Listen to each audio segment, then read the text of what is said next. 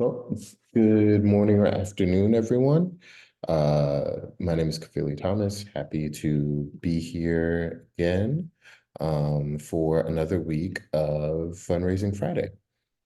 This is a session that we wanted to have earlier in the year, but had to reschedule on planning for dynamism and other shifts in funder interest and investment. Really excited to cover this topic today.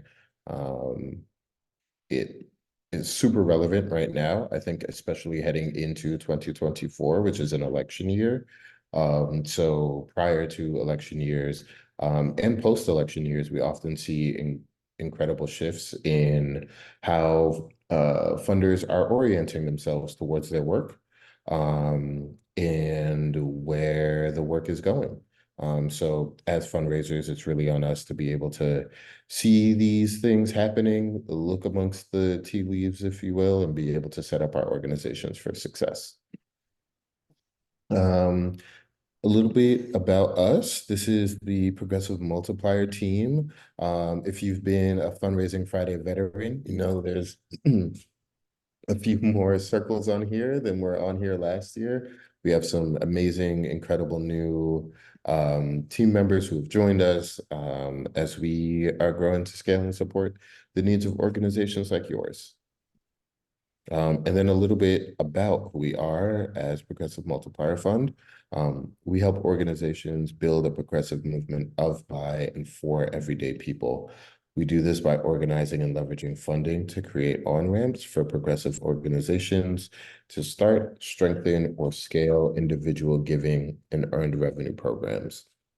Through both an online community of practice and our grant making and support program, we build the progressive sector's revenue generation knowledge and skills so that it can amplify a people-powered movement. So we make grants as well as provide the strategic assistance that you are a part of today. We make grants in three main areas: achieving justice, realizing democracy, and restoring the environment. And our goal with those grants is to grow the rev gen capacity of groups working in these three focus areas to help them do the critical work needed to have widespread change, both on the C3 and the C4 side. We believe internally that this is the most efficient path to building sustained progressive power within our organization. Kate's question, is that new that you focused on earned income and individual giving? I thought you used to do institutional as well. Can you explain a little bit more about what you're asking, Kate? I just want to make sure I understand your question. Sure. Sorry to interrupt. Just on the previous slide, you had said Progressive Multiplier helps organizations grow, start, strengthen, or scale individual giving and earned revenue programs. And I thought it used to be sort of start, strengthen, and scale kind of all fundraising, including like foundations and institutional and corporates and grants, basically. But I noticed that's not there, but I could be misremembering. Yeah, so we're kind of in this in-between space where our work is really primarily funded around what we call independent revenue generation. So individual giving, earned revenue programs, things that normally you have to attract a wide base of folks to get funding from.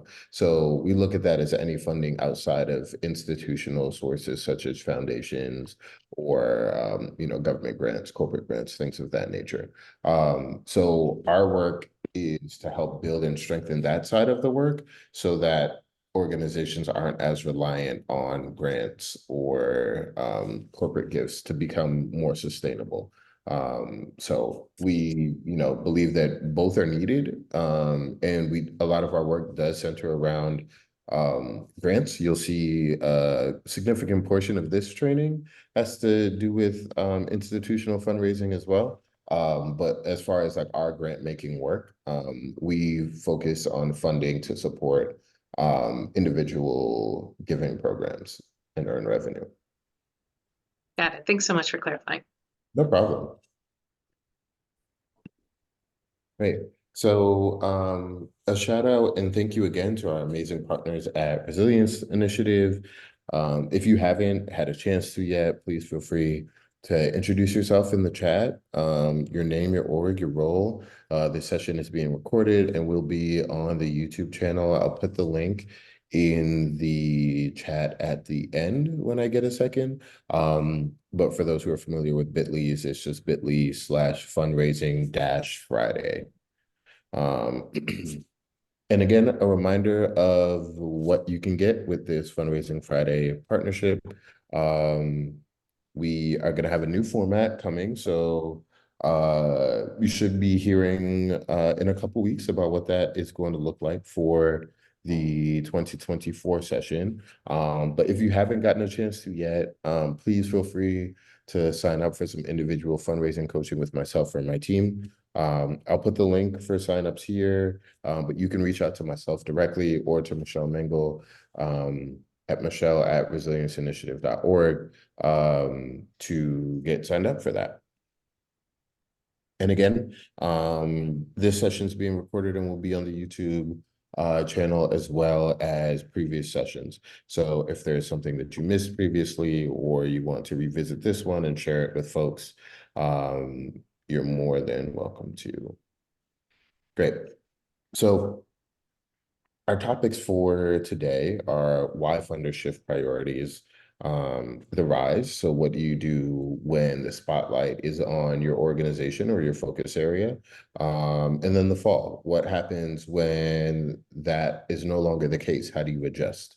And then tips and tricks about how to manage, you know, potential big shifts in philanthropic attention. So to like really get why philanthropy shifts funding, we have to understand, you know, the rules and frameworks that philanthropy exists within. So foundations have existed for a very long time in this country, and philanthropy in general has existed for thousands of years. But until relatively recently, there weren't really any rules on how much or how little foundations could give, or any standard operating procedure around that. That changed in 1969 with the Tax Reform Act. So this was the first law that was very imperfect, but it was an attempt to force foundations and fundraising entities to have some standards in how they gave away funding. This law was followed up by the 5% rule in 1979, which is an agreed upon rule that allows foundations a minimum to grant, but that allows them to live in perpetuity. And the math behind the 5% rule is relatively simple, but it may help you understand some of the reasons why foundations operate the ways that they do, especially smaller ones who have smaller endowments. But foundations don't carry all of their assets in liquid cash. Oftentimes, especially newer creative foundations are created with a stock transfer or some form of assets, which are non-liquid. By liquid, I'm meaning like cash. So the value of those assets oftentimes appreciate over time. The stock market in general has an average of an 8% increase in value year over year. So the lawmakers took that and then also took looking at inflation, which is usually around 3%.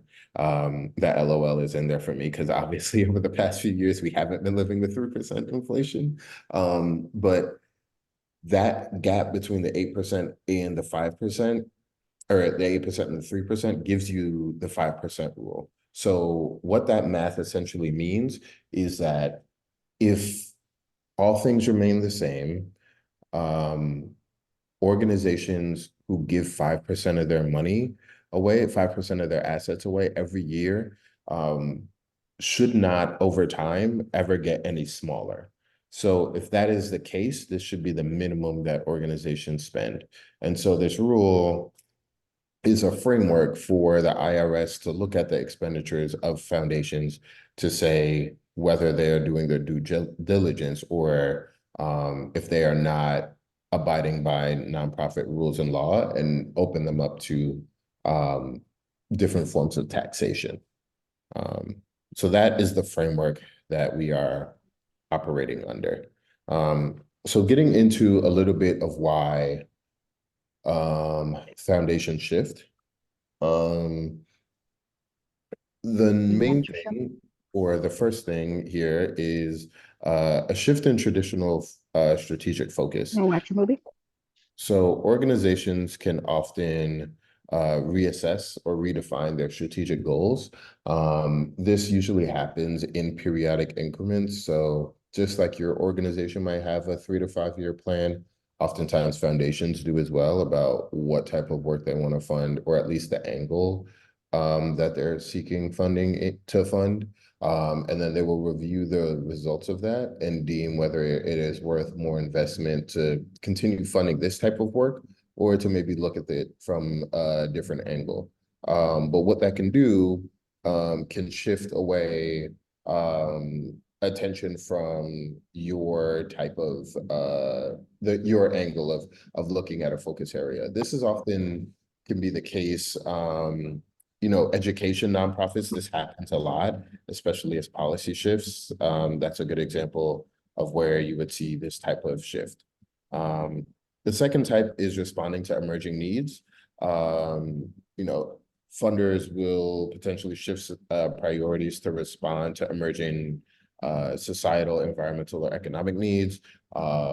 If there is a massive natural disaster, we've seen that in New York City with the hurricane years ago, with Sandy in the tri-state area, a huge shift to disaster relief from foundations that, primarily didn't do that type of work to help support their local community, or something like COVID, where we saw rapid response funds shifting goals for philanthropy to help try and meet the moment.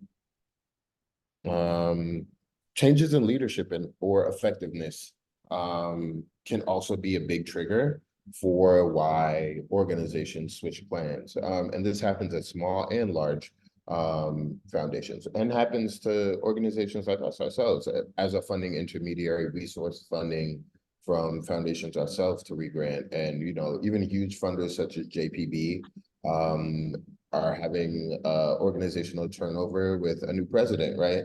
So when that happens, there is going to be a natural reassessment of, well, what is the work that's been done in the past, and how does this new person in this role view the future of this work? So funding may shift, or your grant could be potentially at jeopardy. There's also economic factors that would affect why a funder might give more or less money. Again, basing off of that 5% rule, stock market valuations go up and down, right? On average, we're anticipating 8% growth. But when we had the Great Recession in the early 2000s or the late 2000s, that tanked the stock market and the economy, which meant in real term dollars, that 5% of those assets that they had, even if they were the same shares, were worth much less, which means they gave much less. And that trickle down effect can, affect a foundation's bottom line, and insofar as what their grants are and what they will commit to giving for new grants. Community and stakeholder input is also a big one. Feedback from community members, from stakeholders within the community, can force foundations to think about the work that they were doing. Another example of this was in the wake of George Floyd's murder in the summer of 2020, when the uprisings happened. A lot of folks were looking towards philanthropy to help meet the moment. And we saw kind of a perfect example of this arc that we're talking about, right? We saw a ton of money get flooded into the philanthropic space, especially around racial equity, DEI work, things of that nature. And now in 2024, 4 years later, we're seeing a sharper version of that money, right? A lot of the promises that were made during that time didn't get the resourcing or the support they needed to be fully fulfilled. And when you look at the critical gaps in philanthropy, whether you're talking about it from a racial standpoint, from a gender standpoint, or any system of oppression, the investment hasn't been enough to really close those gaps. So that rise and fall of attention is exactly what we're talking about here. And then it's 2020. So we're getting ready for another circus that we call a national election here in this country, which has a huge impact on funding goals. Obviously, working in traditional get out the vote type of work, that has a natural waning and ebbing cycle, based on, you know, leading into an election, and then post an election, some of that funding will go away. But things that are also tied to elections now are huge policy measures. So for instance, climate change is a great example of this. You know, maybe 3, 4 national elections ago was the first time climate was like really fully brought on as a topic due to a generational shift of younger generations, you know, pushing for climate to be an actual issue. And now we saw in the 2020 election that all of the candidates, especially on the Democratic side, had specific climate policies about how they were going to address the climate crisis. So we'll see over time that certain issue areas become more and more prevalent as culture deems it more important. Another conversation that you can see is that reproductive rights is probably going to be a very hot topic over the course of this year, with it being tied so closely to the election. So we can infer that a lot of money is going to be put into supporting reproductive rights by foundations and things of that nature. So these things kind of go hand in hand, where culture informs the work, and then the work also has a rebound effect of informing the culture. Any questions about that? Specific examples that you've folks have seen, or maybe that relate to your work and issue areas, or things that are sticking out for you right now?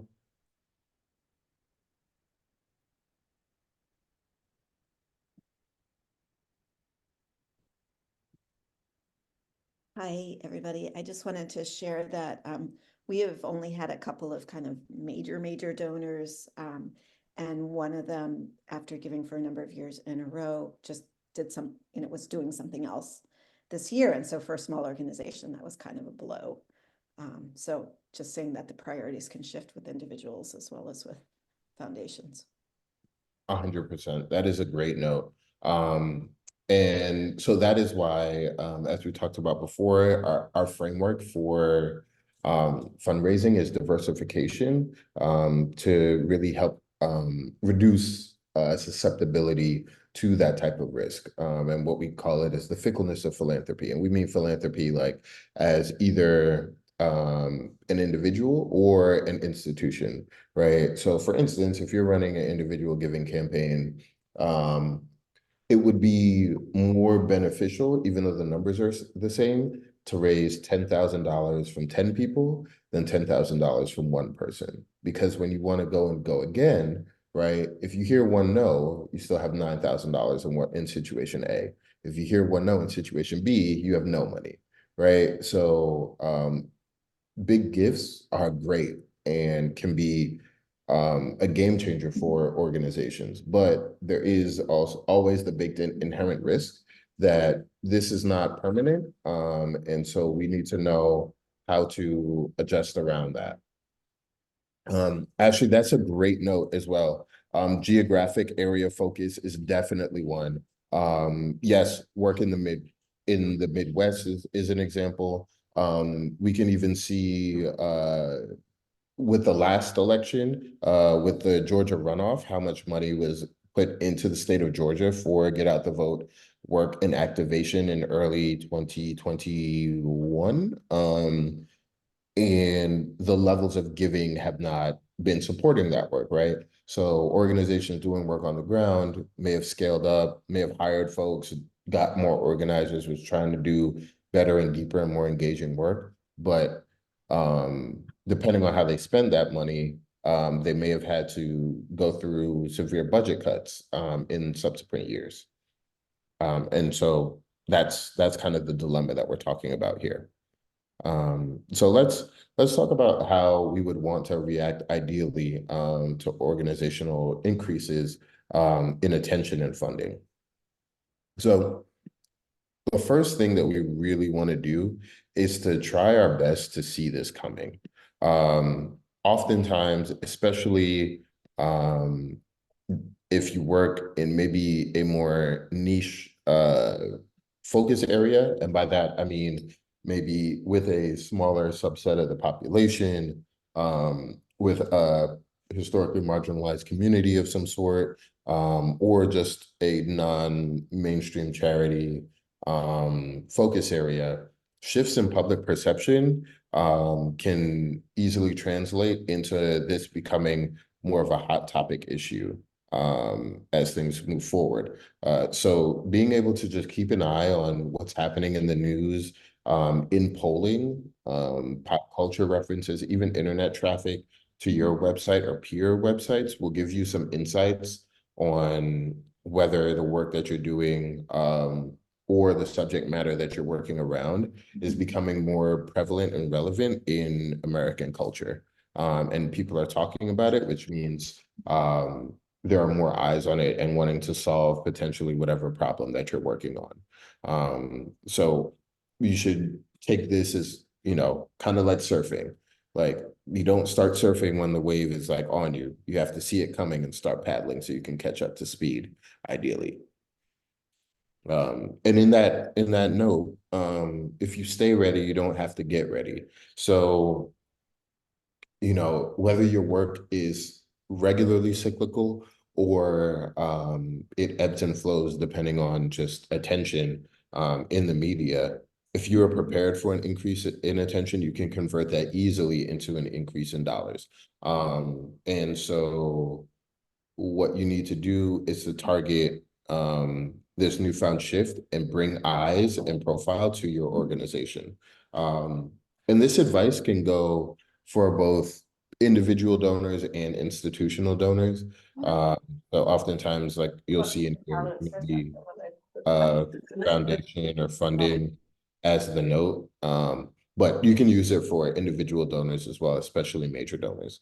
But one thing to look for is alignment. So what I mean by that is there are many different ways to look at one singular problem, right? So if you want to solve food insecurity in America, right, there are a range of different organizations that will touch how food insecurity is solved in America, ranging from, direct service insofar as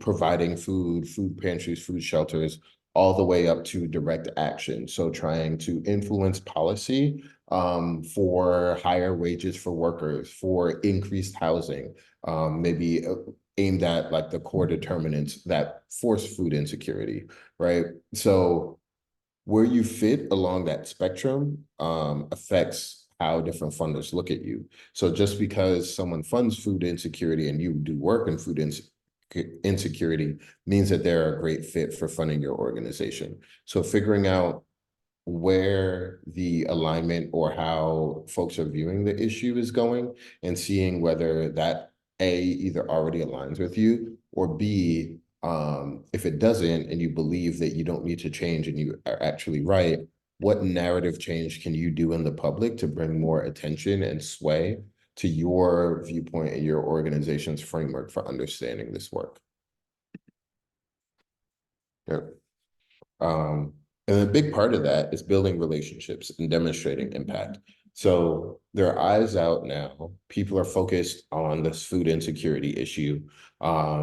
So what is important is that we stand out as the expert on the subject matter. So getting into spaces where funding exists, if you have the opportunity to be on a panel, to write blogs, to post on your website or social media or LinkedIn, uplifting your organization and your work so that when someone hears your name in one of these channels, they can go back and see XYZ number of articles or things with your organization's name on it. Um, and they can understand that you all are experts in this area and you are folks that should be listened to and invested in. And so to that end, with people having more attention on the work that you're doing, the funding that's going to come is a admission that, wow, whatever is happening is really messed up and we want to solve this issue. How do we get involved? How do we support that? Through funding, right? But being able to show sustainability and scalability will help you stand out from other organizations. So the goal is to really look at being able to show this is what we've done in the past. This is our impact already with this community and the work that we've done. And this is where we're going in the future, and you should be a part of it. We're already making change within this community. This is why, with your funding, we can create even more change. And being able to show that in real terms with a proven track record is a great way to take advantage of new attention on you. Another thing that you should do is to engage with the community that you serve better. If you have a deep understanding of your community, have community ties, have people that are willing to vouch for you and the work that you're doing, that goes a long way in impressing funders, especially individual donors. When you talk about maybe more of a mass base, so people who are just learning about the work and want to figure out how to get involved. Being able to hear from folks who work with your organization through their own words is a great way to appeal to them and to help them know that you are a reliable, trustworthy source of change. And so they should be investing in your organization. And again, now that you're building this network and building this attention, we really want to use this network. And there are a couple different ways that we should do that. Obviously, being more interconnected with other change leaders and organizations within this community will help increase the eyes on you and also make it more apparent that you are at the hub of this and you are a change leader within this community or group.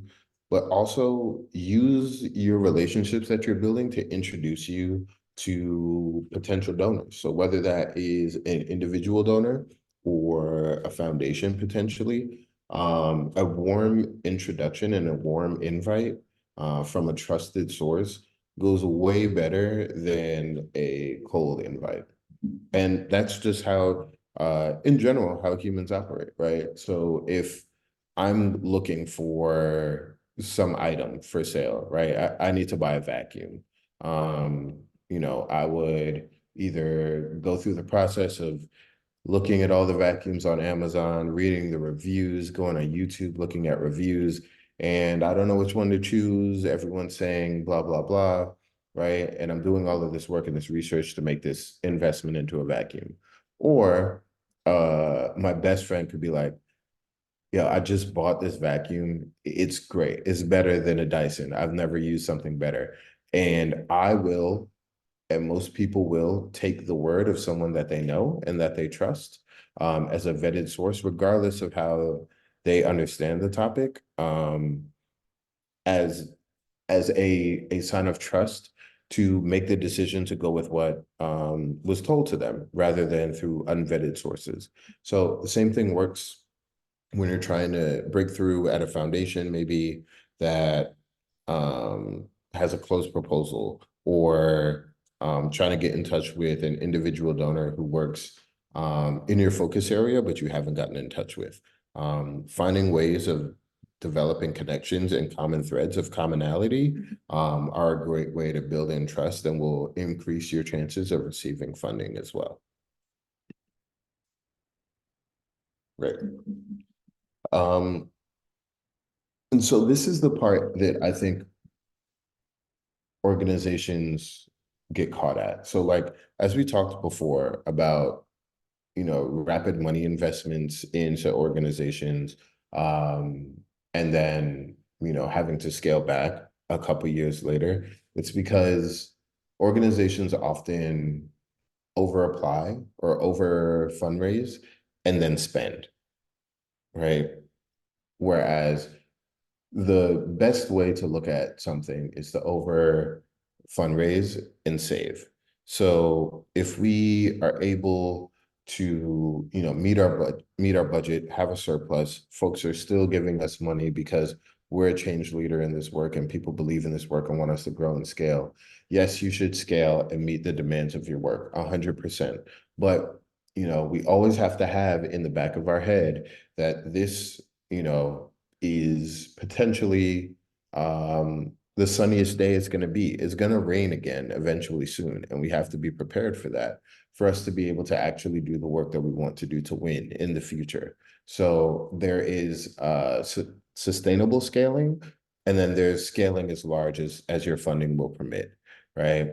And scaling as large as your funding will permit will put you in jeopardy of not being able to make that money back in a couple of years' time when that funding starts to shift.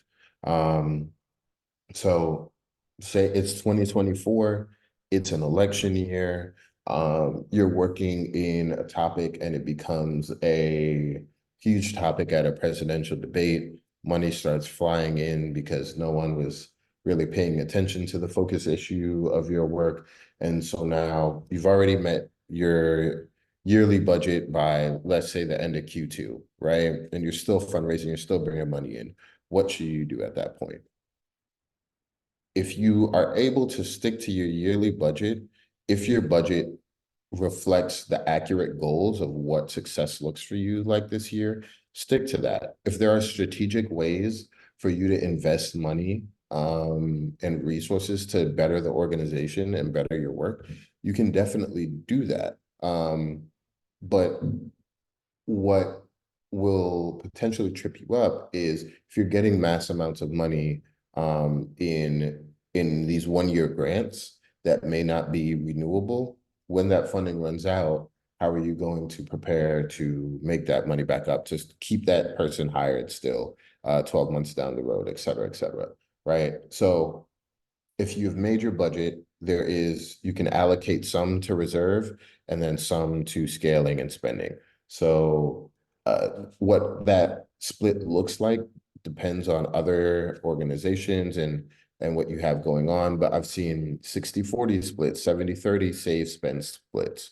So that if in your mind, if you have a grant, even 50-50 splits, right? So if it's already paid for and budgeted, and you get extra money for it, that extra money that may go towards someone's salary, now you split it across 2 fiscal years potentially, rather than one. Question from Nancy. Sometimes it seems like foundations want to see your income and expense balance or think that you don't, quote unquote, need the money. How do you represent overages on budget, building reserve? Yes, that's a fabulous question. Because I think that organizations are often caught between a rock and a hard place. So if you don't have the money or you're aggressively fundraising, right? Foundations might say, well, I don't want to be the only funder of this program because if I go away, then this program is going to fall apart. And then the antithesis of that is sometimes true as well. Like, oh, you don't necessarily need the money, quote unquote, because you have made your budget, things of that nature. So I think that being able to set up some sort of reserve is always helpful to be able to do that work. What's great about general operating support funding too is it provides you the flexibility to spend how you want. So for instance, if you have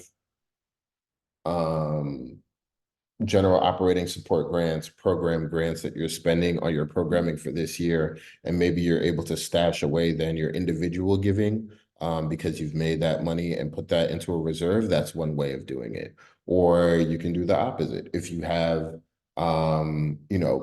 general operating support grants, you're able to use that to like replenish a reserve as well. So I think being able to explain that you are in the process of scaling as an organization and making those plans known, oftentimes with a successful 3 to 5 year plan as an organization, if you have one of those, or just speaking towards the future of this is how we want to sustainably scale. This is what success looks like as far as our deliverables as an organization in the next year, year and a half. And so we're aggressively fundraising to meet those goals.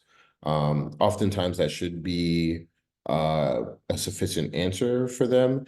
If they dig into the weeds around like your actual funding and wanting to ask questions, I think oftentimes you can talk with them about the need to establish a reserve because of the work that you do and being able to sustain that. Most nonprofits or individual donors will understand that structure and framework. Does that answer your question?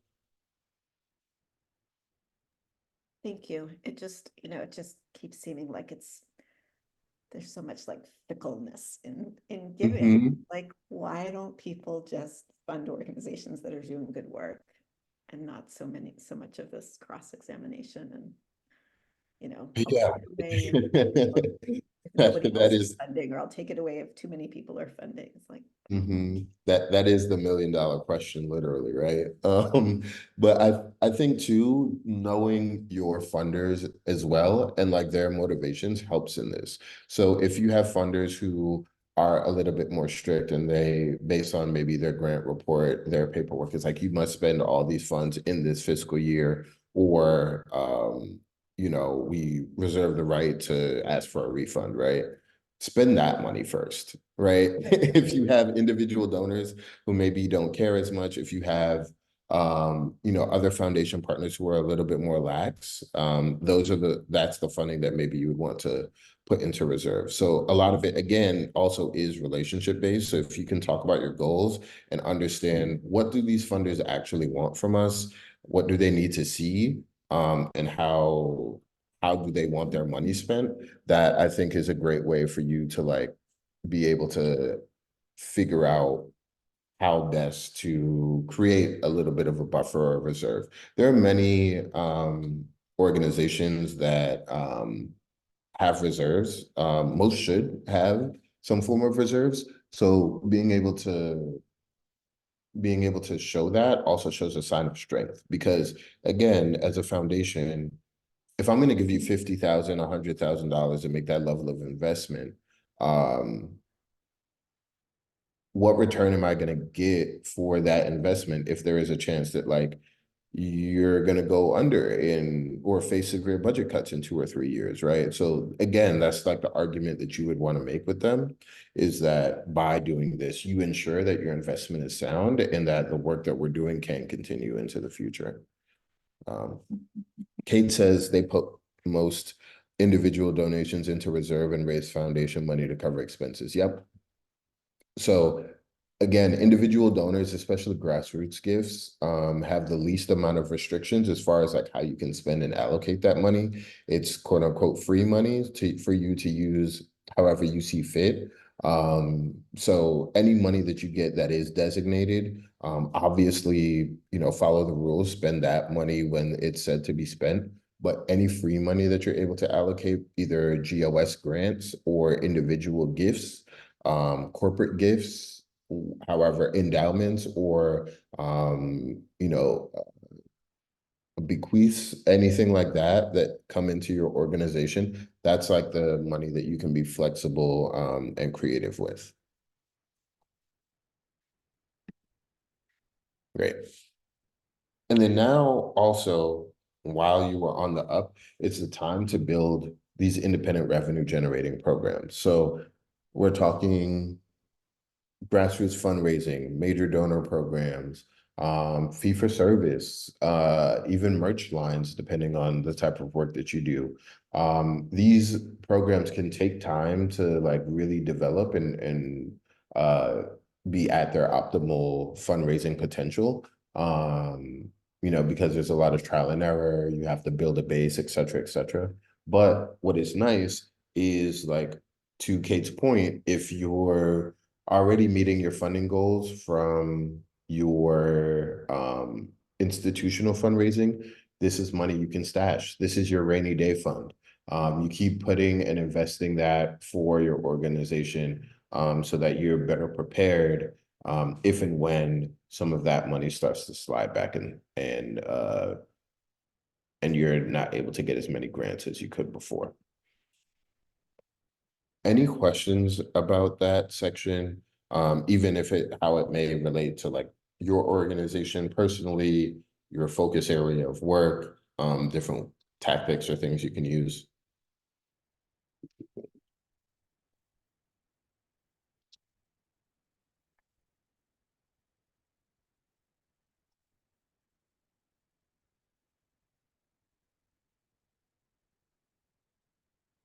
Oh, okay. So let's talk about the opposite of this situation. So the fall. So you raised a bunch of money, but now things are starting to shift.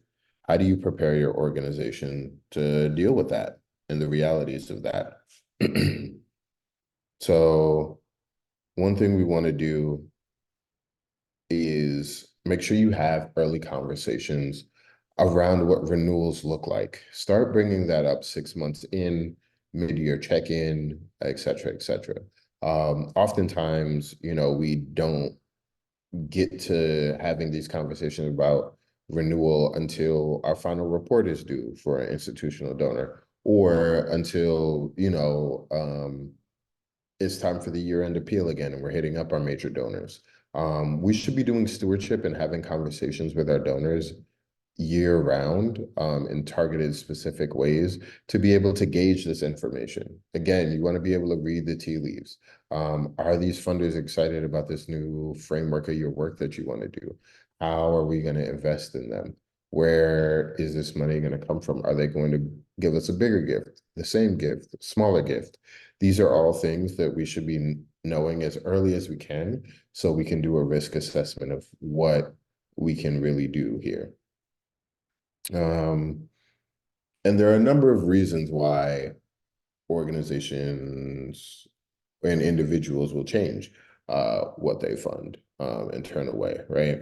So the first thing that we have to do is, like, go back to that beginning and figure out what exactly is happening that is making this funding go away, because that will potentially shift our strategy and how we deal with that. One thing that is incredibly important for my folks who are working either on policy or big change items, be wary of the win. Oftentimes, like, we build this critical mass, funding comes in, and a law gets passed, and then philanthropy goes, good job, everything's solved, when that's not true. There is, implementation, there's the realized forms of what this law does, any unintended consequences, being able to increase awareness.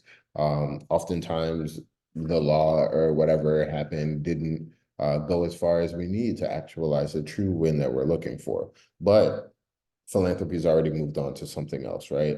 So as early as possible, start controlling that narrative. Yes, this is a win, but this isn't enough. Yes, this is a win, but this is what we need next, right? Being able to help folks understand that the fight isn't over is going to be important for you to keep their attention. Got a note in the chat. We were ghosted by 2 large funders, which was unexpected in 2023, so we needed to tap into reserves. We were communicating with them and had a sense funding might stop in 2024, but not 2023. We were caught off guard on this one.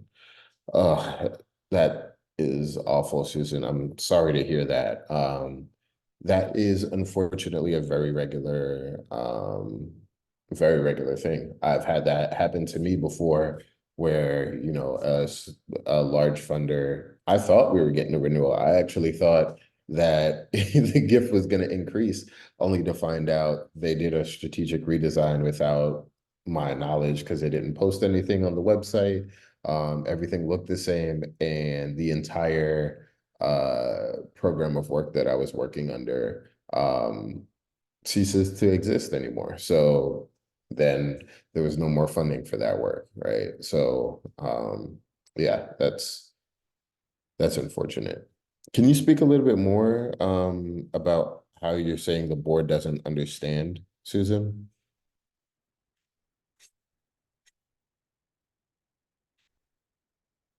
I think it's just, no matter how often you try to explain to a board some of these trends in giving, um, I I just don't know, because of course that's not their expertise, as they're not fundraisers, so they just don't quite understand like how funding can just disappear, and it happens, right? And it's not necessarily anything you did incorrectly as the development officer, or you did incorrectly as an institution. It's just some of these reasons it's time for the donor to move on.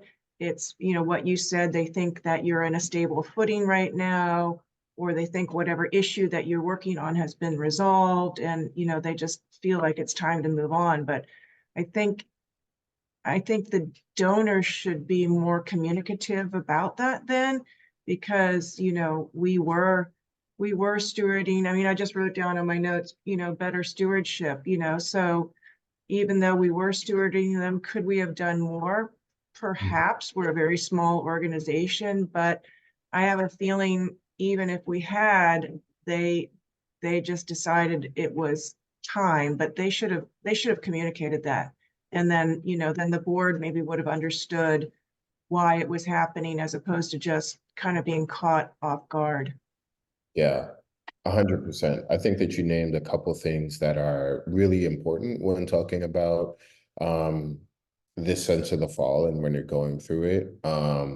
One thing that you're talking about and really uplifted, which I don't think, I may not have put it on the slide, but I think it's important for us to talk about and note, is the need for a fundraising culture to permeate throughout the organization, right? No matter how big or small an organization is, it's really important for folks to understand, at least conceptually, what fundraising does, what the work looks like, and understand the ebbs and flows of that. Because our work is scary to other people. They don't understand how the money comes in, and no one really cares how the money comes in when the money's coming in, right? When the money stops coming in, then people are starting to worry about their jobs and how they're going to feed their families, and staff gets nervous, and then everything is development's fault. Where in a situation like yours, Susan, there may not have been anything that you could do, and the donor probably was a bad donor by not having those kind of conversations with you. There was a lot more that they could do as a funder to help support you through that process once they made the decision that they weren't going to fund anymore, instead of just ghosting you, right?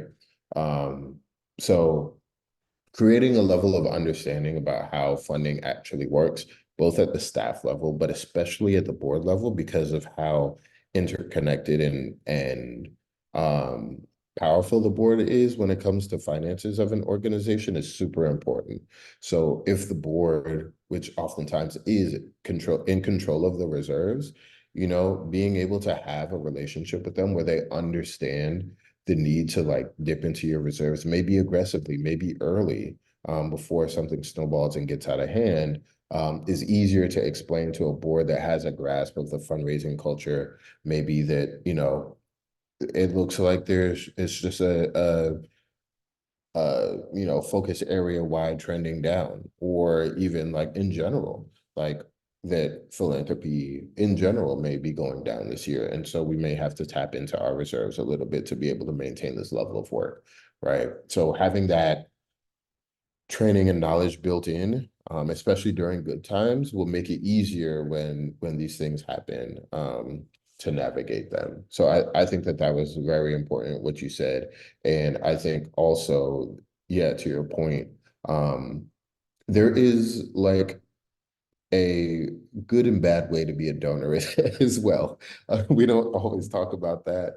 But yeah, that's a tough situation to be in. I don't know, if you were stewarding them already, and they probably had some sort of inclination around the ending of funding, if there was something that you could have um, done differently there. But I think one thing that you are in control of is just being able to invest in the board's understanding of like how the finances are made and what their role in it is as well.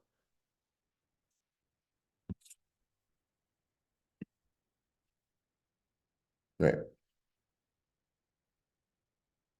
So if the focus area is changing around your funders, if you're seeing a different orientation or look to the work that you're doing, maybe it's time for an internal look around how your work is evolving and whether you fit into this new era of work.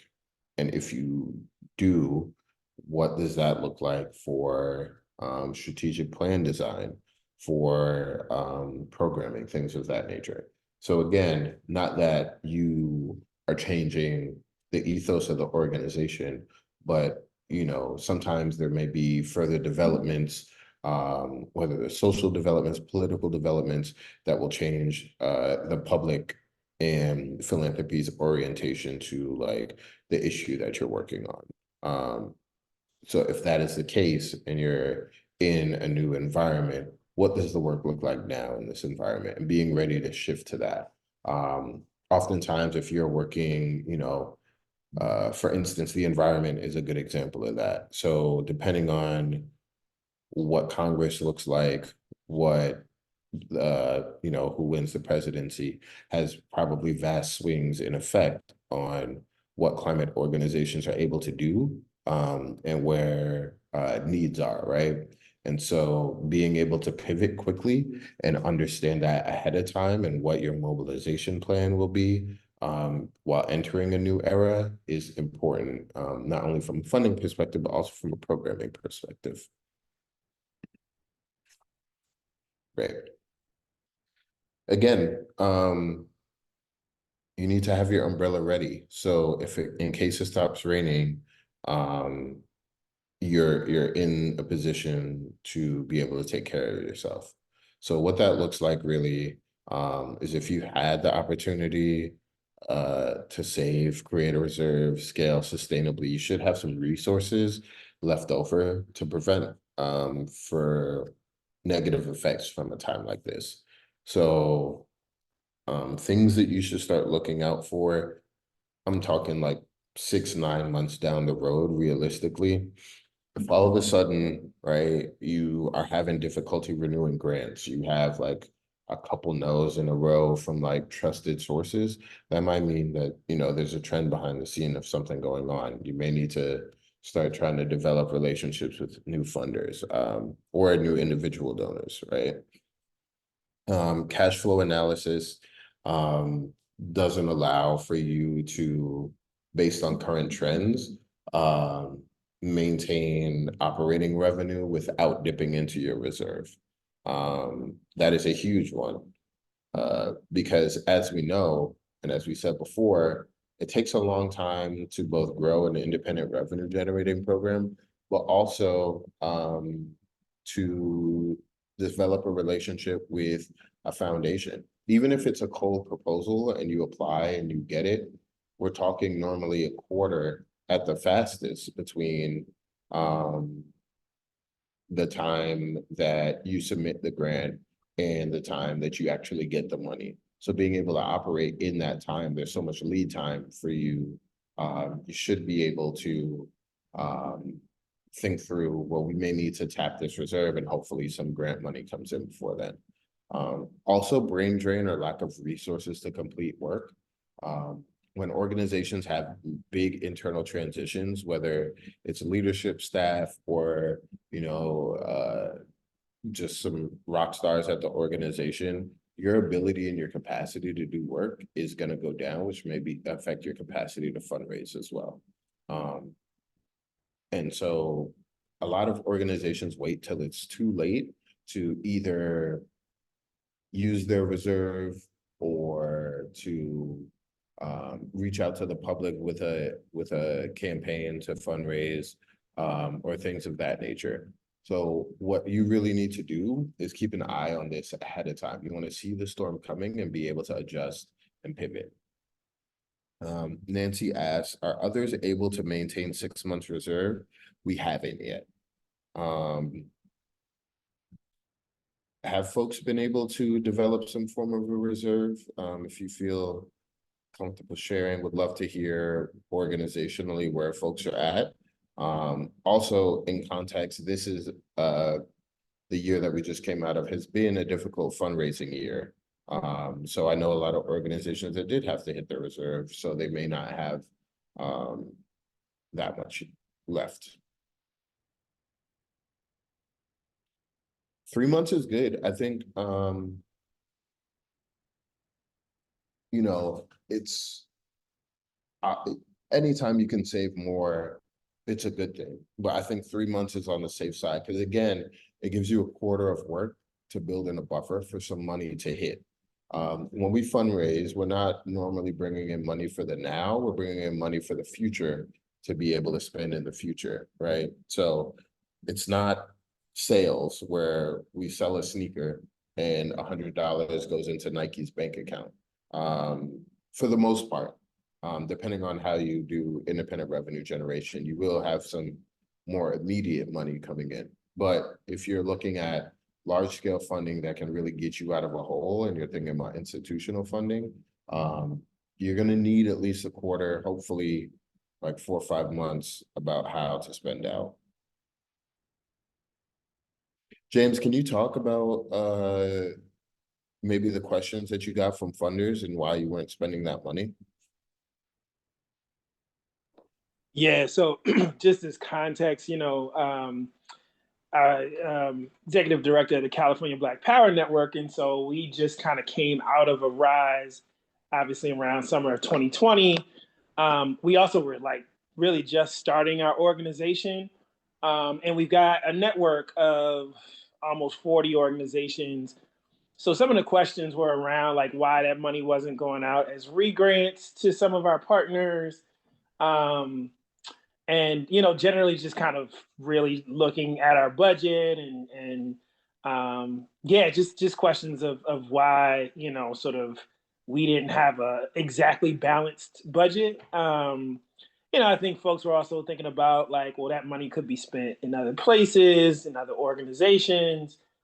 It helped that we were just starting as an organization, so we were just like, well, we really don't have a reserve, and we're trying to build one, and so. We got a little bit of leeway there, trying to make the case for why Black organizational sustainability is important. But we definitely had to navigate some of those questions and kind of develop some talking points around them. Yeah, for sure. I think that that's super real. So for orgs who are here, who are, whether you're doing organizing or, some form of grassroots work, the inherent relationship between money and resourcing and how it's perceived in those spaces and what it's able to do, is something that organizations have to work through. Oftentimes, like there are, difficult conversations about money, about redistribution of it, at its core, what that means for organizations and communities. It's difficult to be in an organizing space and like be accused potentially of hoarding wealth or like keeping money that could have been spent quote unquote better elsewhere. So I think that the talking points that you brought up were apt. That's exactly the way that you should talk about that. And I think that oftentimes what you can do around that is to be as transparent as possible and to bring people into the fold. Right. So instead of like you're getting those questions now while you're new, being able to explain along the way, this is our plan to grow. This is the amount of reserve and safety that we need for us to be able to continue operating if everything fell through for 3 to 5 months while we figure this out. This is how much we want to be able to redistribute, and this is how much that amount is going to grow into the future based on our projections and plans, right? So if you bring people into the fold and do it in a transparent way, that can often break down some of that apprehension around funding, resourcing, and everything that you're talking about, James.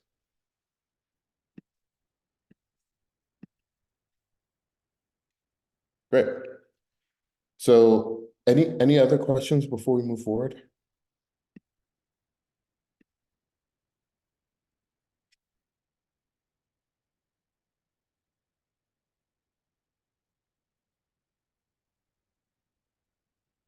Okay, great. So let's talk about how we strategize our way out of shrinking revenue, right? So the first thing that we need to think through is just our orientation to what's happening, right? Again, as we've talked about in many of the examples that folks are bringing up, a lack of understanding about how fundraising works and how it orients itself to the work that you're doing can create some panic within an organization. If you hear funders are falling through, a budget shrinking, people are thinking furlough, people are thinking layoffs, people, even if you don't get to that point, talented people at your organization might be like, oh, the writing's on the wall, let me try and get out of here, right? So what you really need to do organizationally is to hold down the fort. So being able to explain in a transparent manner exactly what's happening, but that you believe in the organization's ability to achieve its mission and its work, and to be able to share that and articulate that both internally and externally. And a lot of that comes from thinking through with an abundance mindset. So thinking through, instead of just tried and true ways that you've done things before, what are some creative ways that we can raise additional revenue to talk to different folks, to expand into certain areas, forms of independent revenue generation? How can we start that up to be able to fill some of these holes that we are seeing in our budget? And again, communication first, internally, externally, being able to be forthright in advance gives people the opportunity to opt in and help. Again, you don't want to wait until it's too late and then you potentially have to shutter your doors or downsize or have adverse effects. Being able to ask for help early is always better than asking for help when too late. Nancy's question, we're trying to build capacity to apply for federal grants, but that requires having a lot more reserves to manage cash flow while waiting for reimbursement. Seems almost impossible to break into it. Yeah, that's difficult for sure. It's definitely something where I think if you were in a position, Nancy, to overfund your organization and build some sort of reserve over time, then you can use that to do some larger federal grants, or I would say working with smaller federal grants, and then using that to build that program up over time. So maybe the grant level that you want to apply to now isn't achievable in 2024, but building a plan to scale that program and be able to put some of the surplus money that you raise into reserve to get to that point in 2026 could be something that helps you break through there. Susan, you have another question? Yeah. It's too long to type. I guess my question is so because we had to borrow from reserves this year, the board is very concerned about having to tap into more, which I understand because that's their fiduciary responsibility. But in the interim, they're now asking me to prove, what I raised in the first 2 quarters, I'll be able to raise that or more in the second 2 quarters. And it kind of gets back to a little bit about what you were saying about, trust the development staff to do their job. And they know when the revenues are coming in, and sometimes they do come in different quarters. And it feels like there's always kind of this, tug and pull between accounting, which is a hard science, and fundraising, which is more like an art. And no matter how many times I try to explain this to the board, it's just not sinking in. And meanwhile, I'm having to justify a lot of numbers when maybe my time could be used better elsewhere. So I just don't know how to, kind of manage the board's expectations. 100%. That is very real. I have, seen situations like that firsthand. And my advice in that situation would be, if they don't understand the art, then I would talk to them in science. So if they're looking at hard numbers, what I would do is pull historical data that shows your giving trends over the last couple of years. Pull your biggest giving sources, as well as just individual giving. Any segmentation that you can do so you can show them the numbers of the trends that you're seeing in real time, right? So if I understand, because I'm a fundraiser as well, anecdotally what you're telling me about these funders, right? And we could have a conversation about strategy. But for folks, they may not see it that way. So talking to them in ways that they understand might be helpful. So if you can just pull out the numbers and say, look, our individual giving normally comes in these months. We have had this much in January, right? Which relates to 23% more than January of next year. If that trend continues and we see that same type of influx, that would mean XYZ surplus money would project out in our other highest months of giving, which would give us X amount of more in individual dollars. Things like that. So again, our work is projection, and some of those things you project are going to under deliver, some are going to be on the money, and some are going to over deliver. There's no way for us to truly know, but people feel comfort in numbers and being able to see that. And then when they can look with their eyes and hear the narrative behind what you're saying, backed up by numbers, it grounds them a little bit more. So I think sometimes we have to understand like what they're like. They're not asking what they want to ask. What they're asking is like, help me understand how you're seeing this, because I don't see this the way that you do.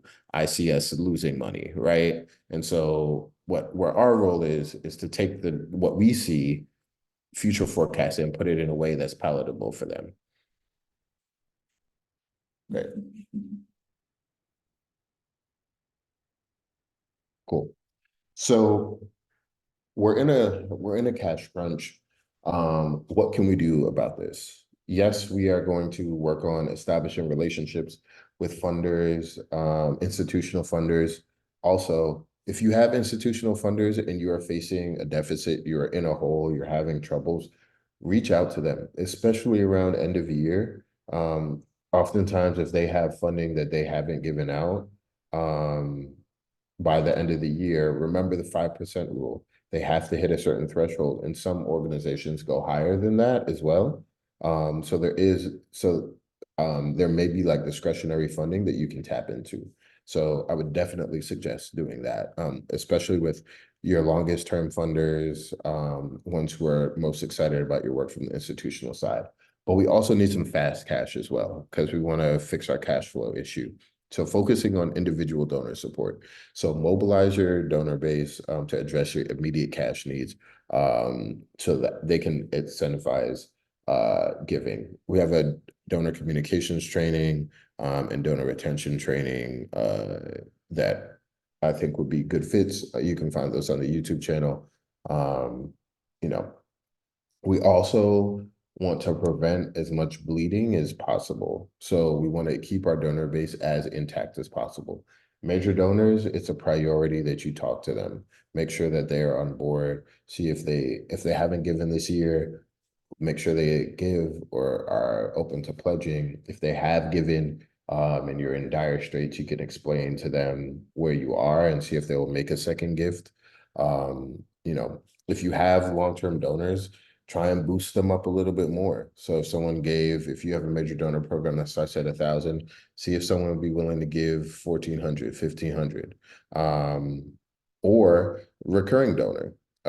If someone gave you $1,000, but you ask them to give you $100 a month, that's a $200 increase over the course of the year, as well as even cash flow. So one thing I would do in a crisis is definitely see what a recurring giving program could look like for your donors.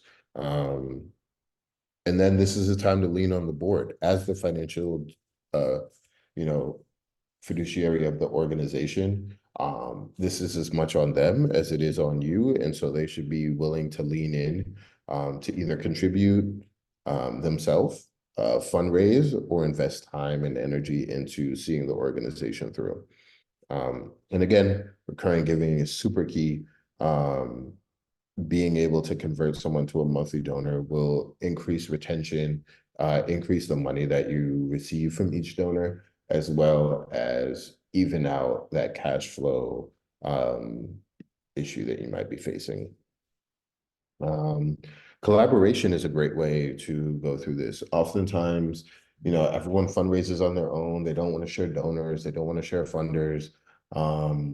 But I've seen some incredible joint fundraisers between organizations that have gone on really well, has opened each organization up to new donor bases, and being able to split the cost of throwing the event, increase the ROI exponentially. So try and do some joint fundraisers. Ask your major donors to do a giving circle with their community and friends. There's so many ways to tap into the networks that exist around your organization. So think through doing that. Talking with donors, being able to speak from a position of strength, though, that this is the work that you're doing. Explaining why funding has gone down is something that often is useful, and give people a chance to rally around your organization. I've worked with a trans-led organization this past year, where after the conservative Bud Light boycott, their corporate giving, which they raise a lot of money around Pride season, fell through. So they were facing budgetary shortfalls.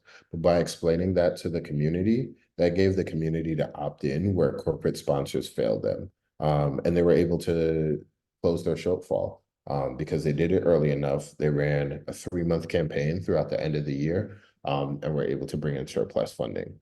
But again, you just have to be timely, effective, and know how best to talk to the community that you're serving and how best to mobilize them. Great. And those are all of the slides. So thank you again, everyone, for joining. Happy to spend our next little bit of time. We have like 13 minutes answering some questions if you have any.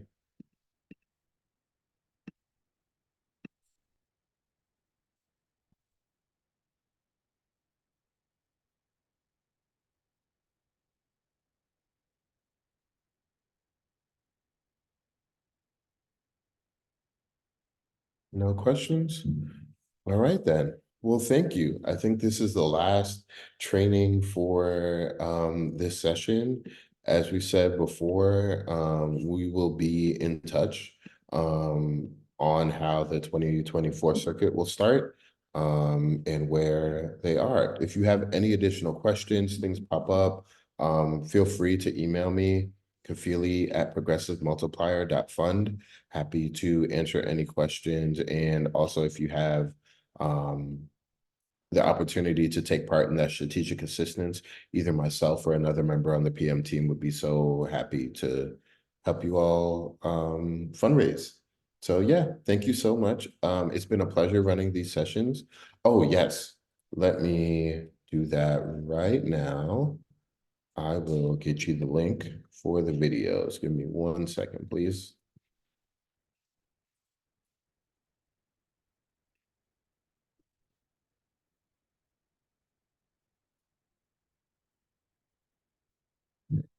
Three.